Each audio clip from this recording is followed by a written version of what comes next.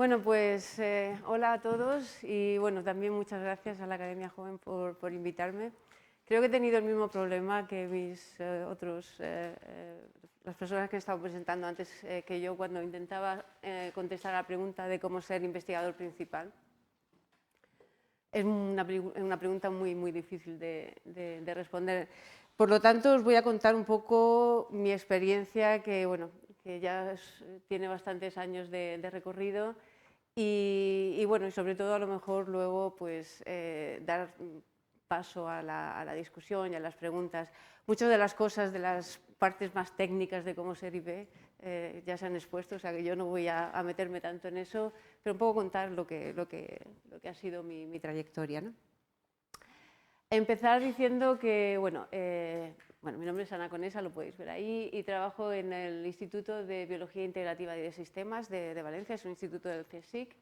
Un poco lo que intentamos hacer en este instituto es entender la biología a nivel de sistemas, a nivel molecular, intentar ver cuáles son las interacciones entre organismos, cuáles son las relaciones celulares, un poco desde una perspectiva, digamos, genérica o de interacciones, ¿no? Yo me uní al instituto aproximadamente hace 1 año y medio y bueno, ahora veréis un poco cuál ha sido mi trayectoria y cómo he llegado yo al CSIC. Mi grupo es de biología computacional, veo que todos somos computacionales, químicos, lingüistas, ¿vale? Pues lo mío es la parte de biología computacional y básicamente lo que hacemos en el grupo es desarrollar software para contestar preguntas sobre la biología, fundamentalmente preguntas sobre la parte más genómica o genética de la vida. Y bueno, pues llevamos ya en laboratorio más de 20 años trabajando y bueno, pues muchos han sido los softwares que hemos desarrollado en este tiempo. Aquí los tenéis ahí. Bueno. ¿Y cómo he llegado hasta ahí, ¿no? Entonces os quería comentar un poco cuál ha sido esa trayectoria y a lo mejor en cada etapa un poco abordar esas cuestiones que se han planteado, ¿no? Cómo las viví yo, ¿no? Y cómo las abordé, ¿no? Empecé haciendo ingeniería agrónoma en Valencia, en una época en la que la carrera duraba 7 años, hace mucho de eso, ¿vale? Ahora son 4, pues yo me tiré 4 años para ser ingeniera y cuando terminé lo primero que me hice fue irme. A ver. Vale. También era el momento en el que empezaba el programa Erasmus y tuve la suerte de irme primero con un Erasmus a la Universidad de Wageningen en los Países Bajos, que es la universidad de agricultura más importante probablemente de Europa. Y cuando terminé la carrera, pues me volví a ir, ¿no? En este caso con una Comet Fellowship, que eran las que había en aquella época. Ahora creo que se llama Erasmus Prácticas o algo así. En aquel momento, pues, la verdad, el motivo por el que yo me fui, o sea, nada más acabar, ni siquiera había empezado a hacer la tesis, fue un motivo personal. En Erasmus me enamoré de un holandés y cuando terminé la carrera lo primero que hice fue irme para Holanda. Pero bueno, empecé a trabajar un poco en ciencia de esta manera. Al cabo del tiempo conseguí que me dieran un contrato para hacer la tesis en el TNO, que es como el CSIC, pero en Holanda. Tengo que decir que yo tenía un contrato de 4 años, en aquella época ya era un contrato, por lo menos ahí en Holanda era un contrato, y no tuve esa sensación de inseguridad, ¿vale? De cuál va a ser mi financiación después. Pero, por supuesto, iba agobiadísima. O sea,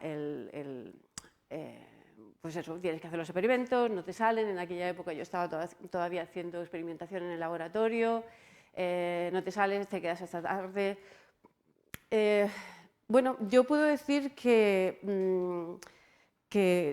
era estresante aquello, probablemente sí,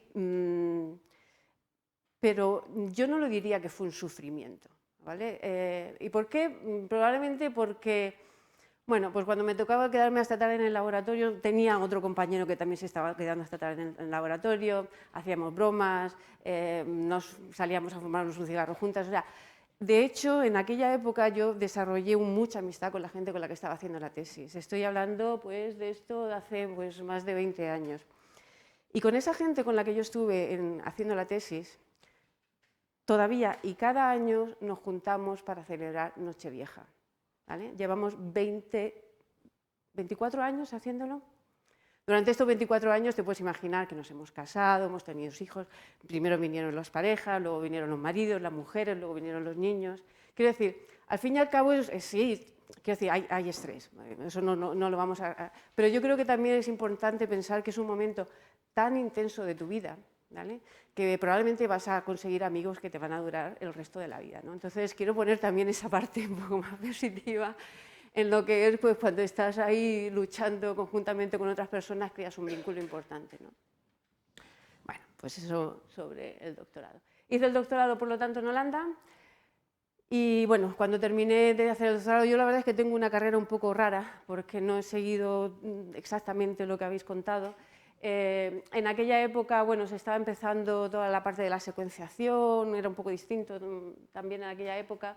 Y bueno, tuve la oportunidad de conseguir mi primer puesto de postdoc, que tampoco era postdoc, era project manager, una cosa rara, en el mismo sitio donde hice la tesis. Y bueno, estuve ahí un par de años trabajando y empezando a trabajar con un equipo, pues, interdisciplinar, en el que iba combinando varias personas, de estadísticos, biólogos, informáticos, para intentar hacer una plataforma de análisis de datos. Hablaré un poco después de la siguiente fase, pero quiero decir que en todo este momento es cuando tuve a mis hijos y bueno, pues ni tenía estabilidad económica, ni tenía un puesto fijo, pero tenía la llamada de la maternidad. Y bueno, pues entonces dije, pues vamos con eso, ¿vale? Entonces, bueno, pues en aquella... También lo que quiero decir es que, aunque a lo mejor no sea muy popular, pero a veces tampoco hay que esperarlo a tenerlo todo resuelto para tomar el siguiente paso, porque sale. O sea, yo creo que al final sale, de alguna manera u otra, pero al final sale, ¿no? Entonces, bueno, pues ni con un trabajo fijo, ni estable, ni con mucho dinero, nada, pues ahí están mis dos luceros que, bueno, mi hija Julia ayer consiguió su primer trabajo después de hacer la carrera y va muy rápido, ¿no? Y bueno, pues se puede hacer, ¿no? Conseguí una Ramón y Cajal, en aquella época en que no era tan difícil como es ahora conseguir una Ramón y Cajal, y con eso me volví a España, ¿vale? Había tenido a mis hijos y quería que crecieran en España, que se hicieran... Bueno, me casé con el holandés a todo esto, ¿no? Que no lo he dicho, mira, lo tenéis ahí, bueno, no lo pone el apellido, pero Visser, bueno, me casé con el holandés, y todavía sigo casada con el holandés. Bueno, entonces conseguí la Ramón y Cajal y me volví a Valencia. Yo quería que mis hijos estuvieran pues cerca de mi familia, ¿no? Entonces, bueno, pues de nuevo, quizás aquí, bueno, pues pones un tema personal, ¿no?, delante de tu carrera, ¿no? O sea, yo pues quería estar cerca de la familia. Yo creo que a muchos españoles eso nos pasa, o sea, que no es raro, ¿no?, y tomar decisiones profesionales basadas en eso, ¿no? Es importante, es muy importante, y no tienes que dejar nunca que la carrera o el CELIPE o el trabajo os lleve demasiado lejos de eso, pero luego veréis lo que pasó. Bueno, en el guía, ¿vale? Empecé con el Ramón y Cajal. Una de las cosas que me di cuenta cuando empecé al cabo de los 2 años es que en esa institución se me veía más como un postdoc, como un golden postdoc, que como un IP, ¿vale? No me dejaban pedir proyectos como IP, estaba un poco digamos, como personal de lo que era el jefe y tal. Y bueno, pues yo tenía muy claro que quería ser IP, o sea, eso a mí no me venía bien. Entonces, bueno, tuve la posibilidad de, con el Ramón y Cajal, cambiarme a otro sitio, en este caso el Centro de Investigaciones Príncipe Felipe, y lo hice, ¿vale? Entonces, si tienes claro que quieres ser IP, si tienes claro que quieres que esa es tu carrera y el sitio en el que estás pues no te da las oportunidades, pues bueno, existe la posibilidad de buscar una alternativa. Yo la busqué y la encontré. No quiere decir que siempre la vas a encontrar, ¿no? Pero bueno, a lo mejor no siempre te tienes que quedar en un sitio. De hecho, yo me he quedado muy poco en el mismo sitio durante mucho tiempo. Pero bueno, Allí sí que conseguí ser group leader y entonces, bueno, pues ya ahí pude formar mi grupo como Ramón y Cajal, que todavía no estaba estabilizada, evidentemente, ¿no? Y bueno, fue creciendo al cabo de los años y bueno, llegó un determinado momento en el que, bueno, pues conseguí esa estabilización famosa que queremos todos, ¿no? Para mí no era un objetivo fundamental tener una posición estable, lo tengo que decir. Para mí el objetivo fundamental era hacer buena ciencia. Siempre he querido hacer buena ciencia. Y me he ido moviendo intentando hacer buena ciencia, ¿no? Entonces yo, bueno, pues también hay que entender, ¿no?, cuáles son lo que motiva a cada uno, ¿no?, cuáles son los drivers de cada uno, ¿no? Pero bueno, eventualmente pues conseguí mi plaza fija y empecé a desarrollar el grupo y de nuevo me daba la sensación de que no era suficiente, que científicamente necesitaba más. Las limitaciones del sistema español, a lo mejor tenía un jefe de departamento que no era lo mejor para tener, y entonces, bueno, llegó bueno, esto fue una cosa intermedia, de visiting professor en Berkeley, pero sobre todo lo que llegó en un determinado momento fue la posibilidad de irme a Estados Unidos como profesor, o sea, como profesor de la Universidad de Florida, ¿no? Esto era cambiar una misión permanente por una posición permanente, o sea, yo ya me iba con tenure, ¿no? Pero imaginaros, con el holandés y con los 2 hijos, vete a Estados Unidos, ¿vale? Bueno, pero bueno, el motivo fundamental por lo que, bueno, finalmente decidí que sí, aparte de las precariedades de salarios, que luego también tú nos lo has dicho, cómo continúa luego cuando eres IP, pero es que tampoco las diferencias son tantas que las que tienes con respecto a cuando estás haciendo la tesis, ¿no? Pero bueno, también la posibilidad, en la Universidad de Florida me daban la posibilidad de trabajar con un secuenciador de tercera generación, que yo estaba muy interesada porque era el tipo de ciencia que quería hacer. Bueno, siempre he sido un culo inquieto, he estado en Holanda, he estado en España, he estado en Valencia, pues me voy a Estados Unidos, ¿no? Entonces, buscando ese sueño de lo que quería hacer a nivel científico, pues cogí todo y me fui para allá, a Estados Unidos. Y donde tuve la posibilidad de desarrollar mi ciencia también. Tengo que decir que una de las condiciones para mí, para irme a Estados Unidos, fue que pudiera tener una doble afiliación con España, ¿vale? Y eso lo pude mantener durante 4 años, y durante 4 años tenía 2 grupos, tenía el grupo de Florida y tenía el grupo del Príncipe Felipe en Valencia. Mi vida consistía en levantarme a las 4:30 de la mañana, a las 5 me conectaba por Skype con España, estaba 2 horitas hablando con el grupo de allí, gestionando las cosas, gracias Zoom, ¿vale? Luego acababa, hacía un poco de deporte y me iba a la universidad y pues echaba mi jornada laboral. Una ventaja es que, como era el mismo grupo de investigación, pues unos hacían unas cosas en el horario europeo y luego se los pasaban a los que estaban en el horario americano, que seguían trabajando y cuando se iban a la cama se los mandaban a los otros y entonces tenía ahí el laboratorio funcionando 24 horas, ¿vale? Y yo viéndolo a las 24 horas. Pero bueno, había mucha pasión aquí, ¿vale? Entonces, además, bueno, pues intentábamos juntarnos tanto el equipo de allí como el equipo de aquí. Cada vez que podía traerme a algún estudiante de España a Estados Unidos con una beca, con algún tipo de movilidad, me lo traía. Cada vez que podía mandar a un estudiante de Estados Unidos a España, pues lo volvía a hacer para que hubiera ese tipo de comunicación, ¿no? Porque el equipo es lo fundamental. El equipo que tengáis es el PI que vais a ser. O sea, lo más fundamental es tener un equipo integrado, motivado y que esté contigo, ¿no? O sea, yo esa relación, a lo mejor ellos me ven como el Darth Vader, pero yo desde luego espero que como la princesa Leila.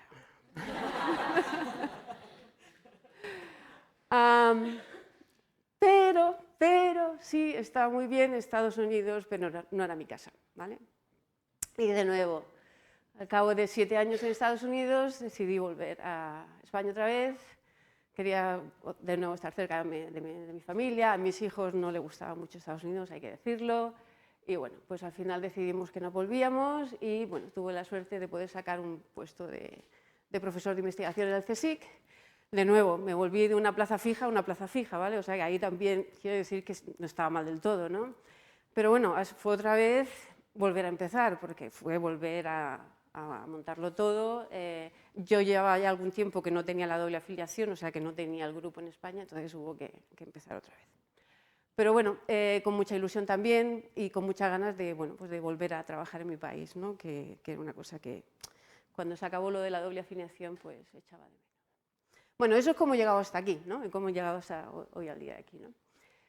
Y cómo mantenerse, qué es lo que hacemos, ¿no? Bueno, ya se ha dicho mucho, ¿vale? Yo la verdad es que, además hay poco tiempo, voy a intentar ser breve y simplemente decir un par de cosas que para mí son importantes, ¿vale? Hay que tener pasión por la ciencia y aquí es mi ejemplo fundamental. Sí que hay que pedir financiación, es horroroso, mucha administración y tal, pero al final es la pasión por la ciencia lo que te mueve. Yo muchas veces cuando vuelvo del trabajo a casa muy tarde, en mi bici, voy en bici en todas partes, y digo yo, ¿y esto por qué lo hago? ¿Y esto por qué lo hago? ¿Y esto por qué lo hago? Y digo, pues porque me apasiona. Es que realmente me apasiona. Y si no tienes pasión, a lo mejor te lo tienes que replantear. Y si tienes pasión, vea por ello, porque se saca, se consigue seguro. Para mí el ser IP tiene como dos características, ¿no? Es como el yin y el yang, ¿no? Tiene una parte buena y tiene una parte mala. ¿Qué es lo bonito de ser IP? Que nadie lo ha dicho. ¿Qué es lo bonito de ser IP? Pues es la libertad. ¿Vale? Es la libertad que tienes de desarrollar tus proyectos, de desarrollar tus ideas, ¿no? Evidentemente, al final, haces un poco lo que dicen las líneas de financiación, pero ahí todavía tienes mucha capacidad de desarrollar tu proyecto personal científico, ¿no? Tus propias ideas. Y eso vale mucho. O sea, hay una de las chicas que trabaja conmigo, que es estadística, y trabajaba para Mercadona, ganaba un montón de dinero y en un momento determinado se vino conmigo a hacer el doctorado, se quedó conmigo y dice, es que aquí puedo ser creativa, puedo tener mi curiosidad, puedo desarrollar mi curiosidad. Eso no lo puedo tener en la empresa, ¿vale? O no tanto, no era tan fácil, ¿vale? Entonces, pues yo digo, pues porque soy libre, que es importante, sobre todo en esta comunidad es bastante importante, y luego porque soy curiosa y quiero desarrollar mi curiosidad, ¿vale?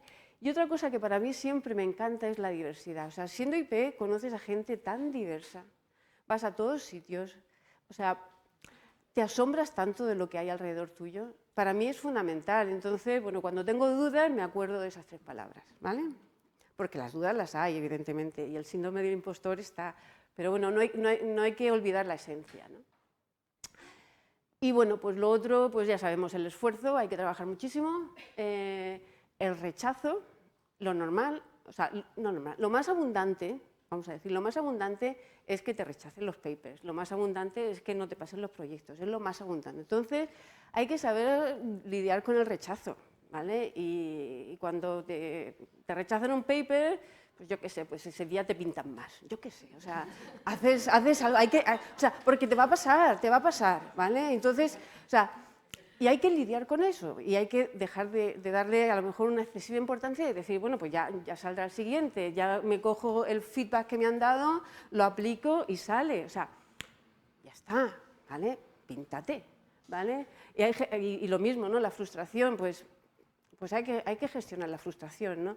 Lo más importante para mí es que es posible, ¿vale? Yo quiero dar ese mensaje positivo, ¿no? Y os voy a contar ahora una anécdota que es un poco más cruda, pero yo también cuando voy con la bici y me pregunto por qué hago esto, me acuerdo de esto, ¿no? En un momento determinado de mi vida, y estoy casi acabando,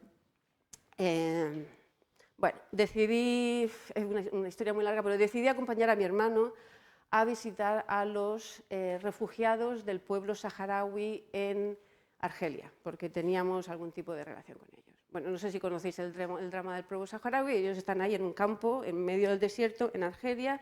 Nosotros íbamos allí a intentar ayudar un poco y estar, bueno, conocer la realidad. A mí lo que me impresionó fundamentalmente es ver que esa gente no tenía futuro, ¿vale? O sea, viven allí en medio del desierto, en unas jaimas, en unas tiendas, no tienen economía, dependen de la ayuda internacional, da igual lo que se esfuercen, no van a salir de ahí, da igual lo que te esfuercen, no vas a salir de ahí, ¿vale? Imagínate lo que significa para nosotros el tener el conocimiento de que si yo me esfuerzo voy a salir de ahí, que tengo la posibilidad de cambiar lo que hay a mi alrededor, ¿vale? Para mí eso es brutal, porque cuando no lo tienes, cuando ves a alguien que no lo tienes, dices, ostras, Pedrín, ¿vale?